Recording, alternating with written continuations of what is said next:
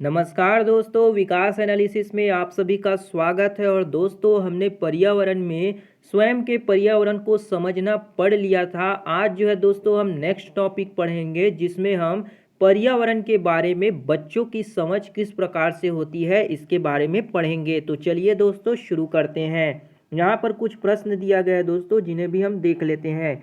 जरा सोचिए, क्या स्कूल आने से पहले बच्चे अपने पर्यावरण के बारे में जानते हैं?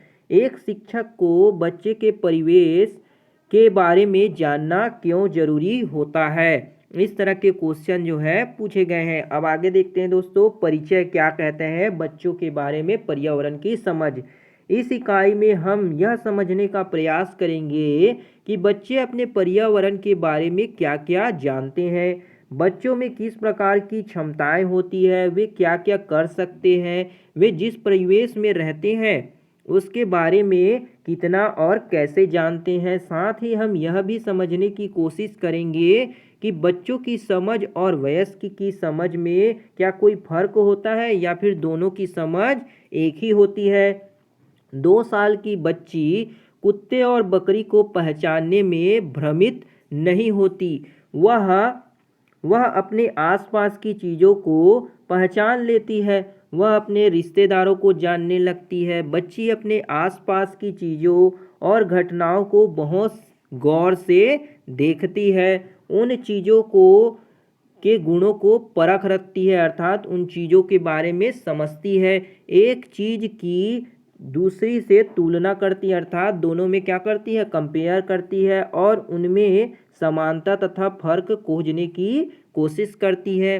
बच्चे खुद नई नई चीज़ों को खोजने में जुटे रहते हैं। जो बच्चे होते हैं नए नए चीज़ों को खोजने में क्या करते हैं, कोशिश करते रहते हैं और मज़ा लेते रहते हैं और उसमें आनंद लेते रहते हैं। बच्चों के अपने कई सारे खेल और खिलौने होते हैं जिनके माध्यम से वे सीखते रहते हैं। इस सीखने की प्रक्रिया में उनके मन में तरीके और विधियां के नियम बनते रहते हैं। नए नए नियम और तरीके की विधियां वो सीखते रहते हैं। यह प्रक्रिया निरंतर चलती रहती है, अर्थात बच्चों में सीखने की प्रक्रिया निरंतर चलती रहती है।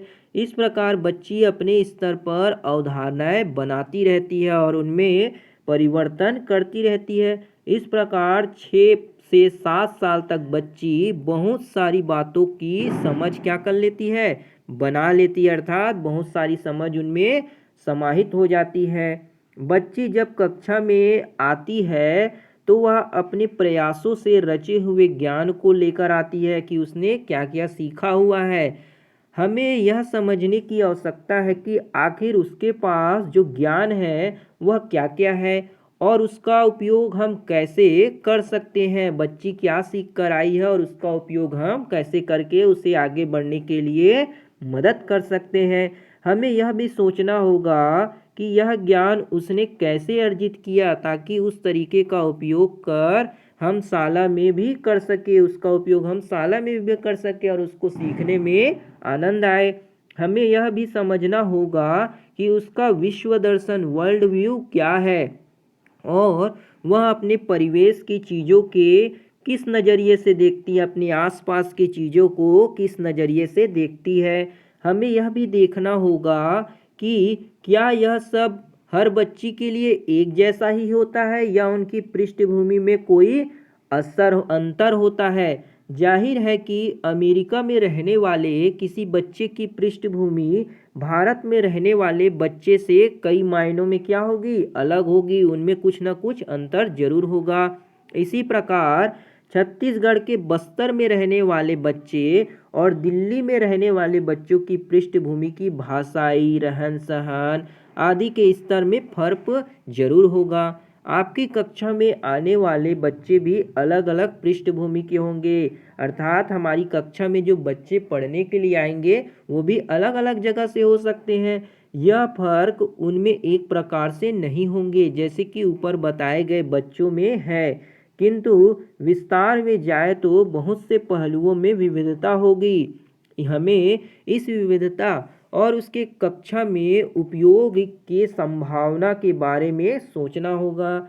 यह भी स्पष्ट है कि विविधता के साथ साथ उनमें बहुत सी समानताएं भी देखने को मिलेंगी। जैसे उन सभी बच्चों में सीखने की अगाध क्षमताएं होंगी, सीखने की बहुत ज़्यादा ललक होगी।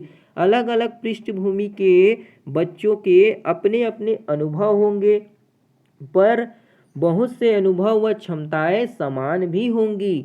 उनके अनुभव का एक बड़ा क्षेत्र समान भी हो सकता है।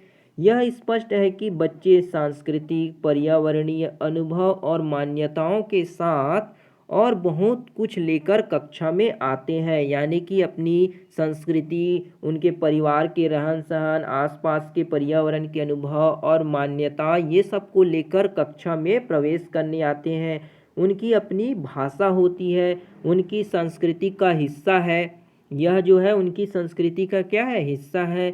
यह उनके अनुभव को उजागर करने का एक प्रमुख औजार है या फिर साधन होता है। हम पर्यावरण में मौजूद हर चीज़ को सीखने की सामग्री के रूप में इस्तेमाल करना चाहते हैं। जो भी हमें पर्यावरण में मिल जाते हैं उनको हम सीखने की सामग्री के रूप में क्या करते हैं, यूज़ करते हैं।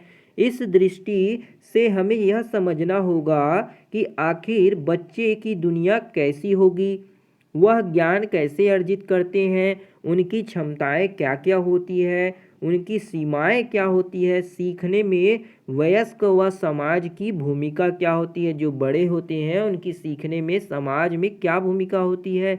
इस इकाई में हम इस प्रकार के कुछ सवालों की छानबीन करने की, उनकी जांच करने की कोशिश करेंगे, जिससे कि बच्चे विश्व दर्शन को समझ सके, जिससे बच्चे क्या कर सके, विश्व दर्शन को समझ सके। तो ये थी दोस्तों आपकी पर्यावरण के बारे में जो बच्चों की सामान्य सोच होती है उसके बारे में हमने आपको बहुत ही आसान शब्दों में और छोटी सी वीडियो में समझाने की कोशिश की। इसका अगला पार्ट जो है दोस्तों बहुत ही जल्दी हम लेकर आएंगे और इसी तरह छोटी छोटी वीडियो के माध्यम से समझाएंगे। दोस्तों अगर आपको वीडियो पसंद आता हो तो वीडियो को लाइक और सब्सक्राइब कीजिएगा, क्योंकि दोस्तों आप हमारे चैनल को लाइक और सब्सक्राइब नहीं करते, इसलिए इस चैनल को बूस्ट नहीं मिल पाता और आगे जो है दोस्तों ये ग्रोथ नहीं कर पाता। आप सपोर्ट करेंगे दोस्तों तभी तो चैनल भी आगे बढ़ेगा। तो उम्मीद है दोस्तों आप हमारे चैनल को लाइक और सब्सक्राइब जरूर कीजिएगा। मिलते हैं दोस्तों अगली वीडियो में, तब तक के लिए जय हिंद, वंदे मातरम।